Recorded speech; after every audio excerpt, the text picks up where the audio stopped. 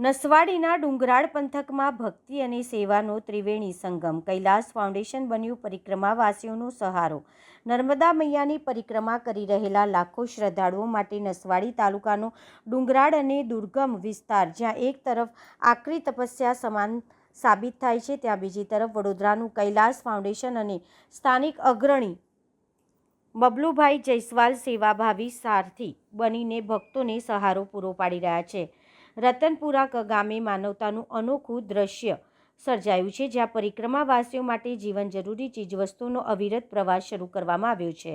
નસવાડીનો આ પંથક ભૌગોલિક રીતે અત્યંત વિષમ હોવાથી અહીં પાયાની સુવિધાઓ પહોંચાડવી પણ પડકારજનક બની રહે છે. આવા સમયે કૈલાસ ફાઉન્ડેશન તથા સેવાભાવી દત્તભાઈ અને તેમની ટીમ દ્વારા પરિક્રમા માર્ગ પર અનાજ, તેલ અને શાકભાજી જેવી જરૂરી ખાદ્ય સામગ્રી પૂરતી માત્રામાં ઉપલબ્ધ કરાવવામાં આવી રહી છે. સાથે સાથે શ્રદ્ધાળુઓને આરામ મળી રહે તે માટે ગાદલા અને ધાબળાની પણ વ્યવસ્થા ગોઠવવામાં આવી છે.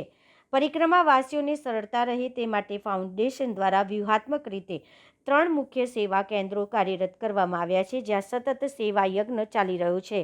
સ્થાનિક કાર્યકર બબલુભાઈ જયસ્વાલે આ પ્રયાસોને વખાણતા જણાવ્યું હતું કે આ માત્ર એક દિવસની પ્રવૃત્તિ નથી, પરંતુ સતત 3જા વર્ષે આ સેવા કાર્ય ચાલુ રહ્યું છે. કૈલાસ ફાઉન્ડેશન દ્વારા સંપૂર્ણ અનાજની જવાબદારી સ્વીકારતા પરિક્રમાવાસીઓમાં આનંદ અને કૃતજ્ઞતાની લાગણી વ્યાપી છે. સેવા એ જ પરમ ધર્મના સિદ્ધાંતને સાર્થક કરતી આ પ્રવૃત્તિએ નસવાડી પંથકને સમગ્ર ગુજરાતમાં સેવાકીય કાર્યના નકશા પર આગવું સ્થાન અપાવ્યું છે. હર હર નર્મદે.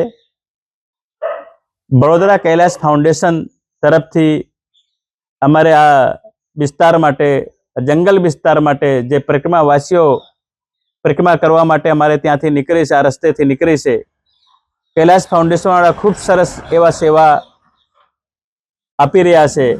એમને એવું કર્યું છે, એ લીધું છે નિયમિત કે આપણે જે આ વિસ્તાર, આ રસ્તાથી જાય એ રસ્તામાં પરિક્રમાવાસીઓને કંઈ તકલીફ ના પડે, ખાવાનું, રહેવાનું, ઉડવાનું, એમને અવિરલ એવા સેવા આપી રહ્યા છે.